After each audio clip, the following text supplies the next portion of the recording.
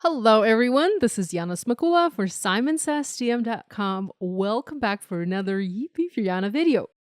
In today's episode, I'm creating a masculine card using the Simon Says Stamp Big Birthday Cake Stencil. All supplies I'm using for this project are listed and linked in the video description below. So let's go ahead and jump right in. Here, I already have a sheet of cardstock. This is Nina Solar White, 80 pound. This is cut to 4¼ by 5½ inches, and I am going to trim it down later.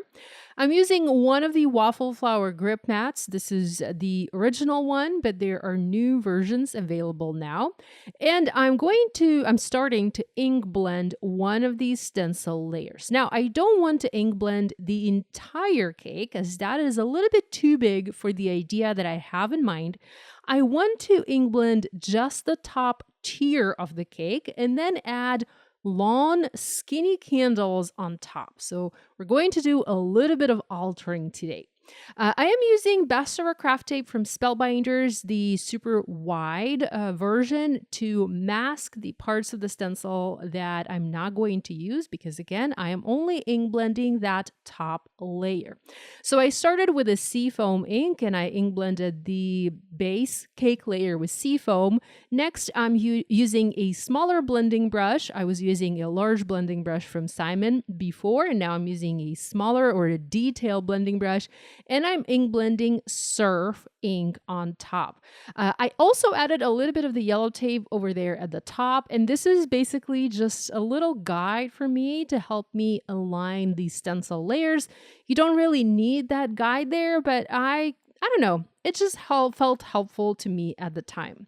So I'm being very careful removing this second stencil layer, and I'm going to switch to the next layer. This particular stencil set is very unique and it's very clever. There are 5 layers, and these allow you to ink blend a big, beautiful cake. And you can make it into a birthday cake or, a wedding cake. It can be a masculine or a feminine cake, whichever kind of cake you want. So you have a lot of options there. So next I'm using the Ocean ink from Simon, and I'm ink blending the frosting on this layer. And I've again switched to the large blending brush.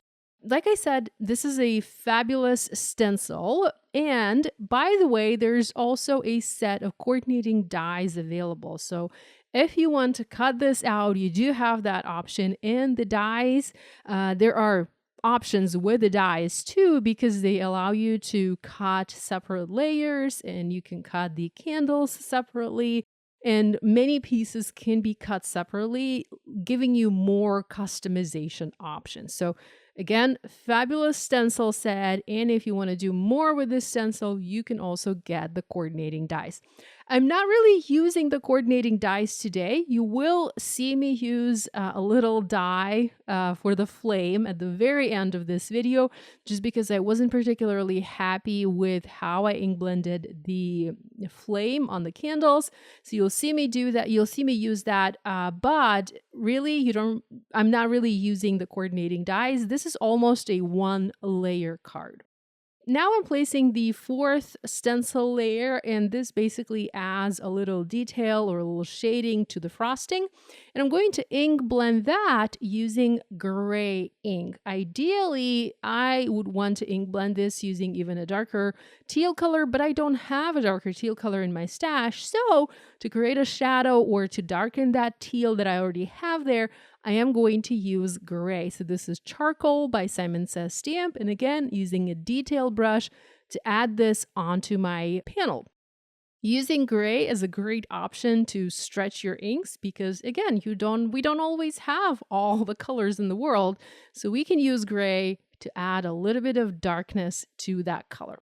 Okay, with the cake ink blended, it's time to work on the candles. There are candles included in this stencil set, but those were not the candles that I wanted to add to my cake. I wanted to have a long, skinny candle. So I looked through my stash trying to find something that I could use to create that candle, and I came across this stamp set from Simon Says Stamp. This is the Cotton Candy Wishes set. You can also use any skinny stripe. So here I have this super old set from Simon. This is the stripes set, and that set includes different width stripes. So you can use those, or anything similar that you have in your stash. I actually experimented quite a lot with the Kindle creation. I thought about making a stencil. I tried using a candle die from another stamp set to create like a little mask and ink blend through that, but none of that really worked. And I find that just stamping a simple line like this worked the best. So here I used the Perfection ink from Simon Says Stamp, and I stamped 5 candles onto my little cake. You can definitely stamp more, or stamp less. Totally up to you. I felt like 5 was just the magic number for this particular card. Next, I'm once again using stencils to ink blend the flame above my candles. Here you will see me use different colors of ink, but in the end, I ink blended these using citrine and honey. Here I'm ink blending with different colors of ink, and in the end, I didn't quite like how these candles looked. I didn't like the colors of these, so I went back. I re-blended those, and I then used the coordinating die and cut them out and added them using glue onto my card. So really you can't see, it's barely noticeable. There's another layer. That being said, if you're not happy with your ink blending and if you have the coordinating dies, you can use those to kind of salvage your project. The flame has 2 layers, so I ink blended the first layer and now I'm moving on to the second layer. And again, this stencil is brilliant. It's that shading, that detail that makes it so unique, and I think it's so beautiful. And plus it allows you to make birthday cards very quickly and very easily. I'm doing solid ink blending here everywhere. I'm not doing any ombre ink blending or anything like that, just a solid layer of ink blending, and I love the way that looks. But you can do ombre ink blending. You can be very creative and very different with the type of ink blending that you do. So next I'm using a white Jelly Roll pen. I typically use Sakura pens, but I'm using this other pen from my stash to add some texture and detail to the candles. I'm adding some diagonal stripes and some little dots or circles just to add a little bit of interest and a little bit of texture to these candles because I don't want them to look all the same. With that done, it's time to stamp a sentiment. So the way I envisioned this card, I wanted to have a sentiment overlap the cake, and I found the perfect sentiment in the Cue the Confetti stamp set by Simon Says Stamp. I'm going to use this Make It Epic sentiment along with a little one that says it's your birthday. So the Make It Epic sentiment is just the perfect size to go over my cake.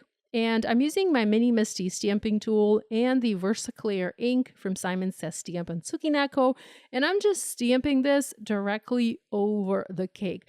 I love the black stamping over that blue or teal ink blending. It really makes it pop and it just ties everything together nicely. With that done, I'm adding that skinny strip sentiment and I'm stamping it along one of the candles. By the way, you could even use that particular sentiment or any skinny strip sentiment in place of a candle. So you just stamp a sentiment like that, add a flame on top, and that could totally look as a candle.